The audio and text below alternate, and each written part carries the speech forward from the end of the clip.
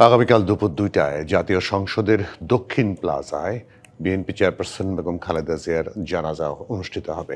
এরপর শেরেবাংলা নগরে সাবেক রাষ্ট্রপতি শহীদ জিয়াউর রহমানের কবরের পাশে রাষ্ট্রীয় মর্যাদায় দাফন করা হবে। চলছে তার সব ধরনের প্রস্তুতি। জোরদার করা হয়েছে নিরাপত্তা ব্যবস্থা।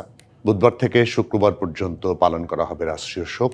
সাধারণ ছুটি থাকবে আগামীকাল।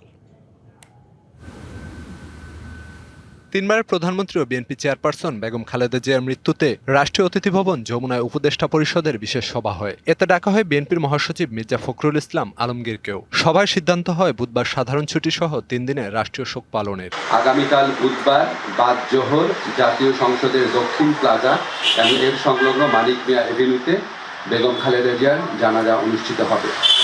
জানাজার পর তাকে শহীদ রাষ্ট্রপতি বীর মুক্তিযোদ্ধা রাষ্ট্রপতি জিয়াউর রহমানের পাশে দাফন করা হবে। এছাড়া সচিবালয়ের স্বরাষ্ট্র উপদেষ্টা জাহাঙ্গীর আলম চৌধুরীর নেতৃত্বে আইন শৃঙ্খলা বাহিনীর সদস্যদের নিয়ে বৈঠক হয়। আলোচনা হয় বেগম খালেদা জিয়ার জানাজা ও দাফন ঘিরে আইন শৃঙ্খলা পরিস্থিতি নিয়ে। রাষ্ট্রীয় অনারে চুল পড়া অনেক কমে গেছে। থ্যাংক ইউ মা। চুলের ভিটামিন জুই মাল্টিভিটামিন কোকোনাট অয়েল। ওনাকে নিয়ে আসা হবে দক্ষিণ প্লাজায়। সেখানে জানাজা হবে। জানাজায় মাননীয় চিফ অ্যাডভাইজার থাকবেন। পুলিশের তরফ থেকে, সিকিউরিটি এজেন্সির তরফ থেকে বড় আকারে কিভাবে প্রস্তুতি নেওয়া যায় সেই বিষয়ে খুব নিবিড়ভাবে আলোচনা হয়েছে।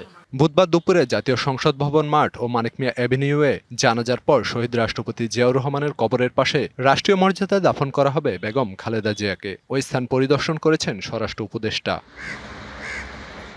জানাজার সময় কোনো ব্যাগ বা ভারী সামগ্রী বহন করা যাবে না। বেগম খালেদা জিয়ার মাগফিরাতের জন্য শুক্রবার দেশের সব মসজিদে বিশেষ দোয়া হবে। অন্যান্য ধর্মীয় প্রতিষ্ঠানেও চলবে বিশেষ প্রার্থনা।